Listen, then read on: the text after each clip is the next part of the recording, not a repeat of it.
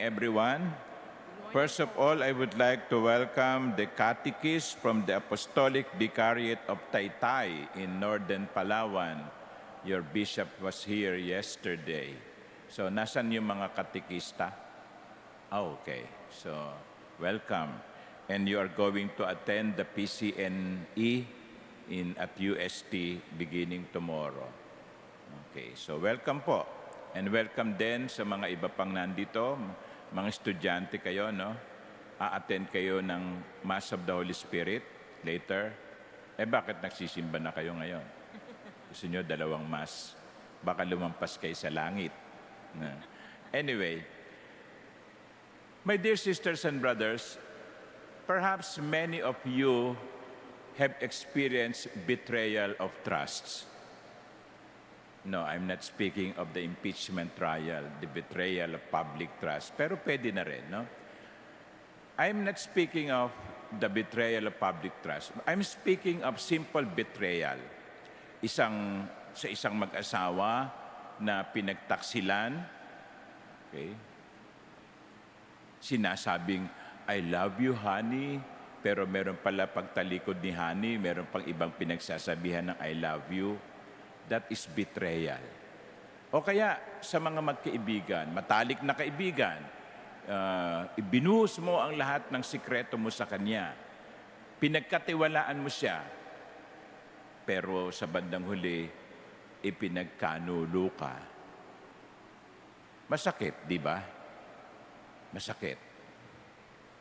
Kaya kumisan, yung mga taong ganon ang naging karanasan, nagiging bitter, no? Mapait ang kanilang karanasan. Kaya yung iba ayaw nang magmahal, ayaw nang magtiwala. Kasi nga, masakit yung pagtaksilan. You know, my dear brothers and sisters, we have been hearing from the first reading prophets like Jeremiah today. And I remind you, no, that the prophet is someone appointed by God to speak on His behalf. That's why at the beginning of the first reading, it says, this word of the Lord came to me. Sabi ni Propeta Jeremias, this word of the Lord came to me, and I tell these words to you. Go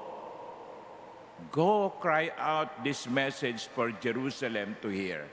At ano yung gustong sabihin ng Panginoon sa pamamagitan ni Propeta Isaías? Yung kanilang pagtalikod sa Kanya. Yung pagtalikod ng Israel. Sabi ng Panginoon sa pamamagitan ni Propeta Jeremias, I remember the devotion of your youth, how you loved me as a bride. So sabi ng Panginoon, tinuturing kasi niya ang Israel na kanyang esposa, bride. Sabi ng Panginoon, natatandaan ko kung paano mo ko minahal nung kabataan mo pa. At naalaala ko kung ano yung ginawa ko sa iyo when I brought you into the garden land to eat its goodly fruits. Sacred to the Lord was Israel, the first fruits of His harvest. So, yun yung pagturing ng Diyos sa Israel, sa bayan niya, minahal kita. Pero anong ginawa mo? Tinalikuran mo ako. Pinagtaksilan mo ako. Kaya kahit ang Diyos kay Propeta Jeremias na pagkukwento, kahit ang Diyos nasaktan, sapagkat ang kanyang minahal ay tumalikod sa Kanya. Pero alam nyo, yung sama ng loob ng Diyos sa unang pagbasa ay hindi lamang dahil sa tumalikod ng Israel. Hindi lang yon. Kundi nakita niya kung ano ang magiging bunga ng pagtalikod na iyon ng Israel. Sabi niya,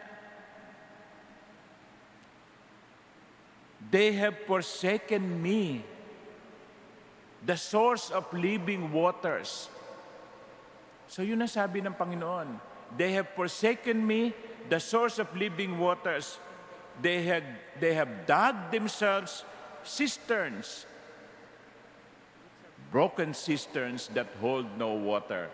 Ang sabi ng Panginoon, no, tinalikuran nila ako na pinagmumulan ng tubig ng buhay. At anong ginawa nila? Humukay sila ng balon. Humukay sila ng balon. At yung balong yon, hindi magbibigay ng tubig. I think more than the betrayal, what hurt the Lord in the first reading was the fact that the Lord knew what is going to happen to Israel. Yung pagtalikod nila, magbubunga ng hindi maganda sa Israel. Kaya siguro ito yung nararamdaman ng magulang sa isang anak na hindi nakinig sa kanyang payo at alam niyang mapapahamak ang kanyang anak. Alam niyo yung mga magulang ninyo, minsan makukulit na yung mga iyan, paulit-ulit sa sinasabi. Pero ginagawa lamang nila yon kasi mahal nila kayo. At alam nila kung ano ang ibubunga ng pagsuway ng isang anak, kapahamakan. And that is what the Lord felt. Israel turned away from Him, and this would bring about destruction on the part of Israel. Kaya nga, ito yung madalas kong sinasabi, pag tayo tumalikod sa Diyos, tayo ang talo. Pag tayo ay tumalikod sa Diyos, tayo ang talo. Kaya itong unang pagbasa natin ay isang magandang paalaala sa atin. Huwag nating talikuran ang Panginoon. Huwag natin siyang pagtaksilan. Huwag natin siyang iwan. Sapagkat tayo rin ang mapapahamak. Amen.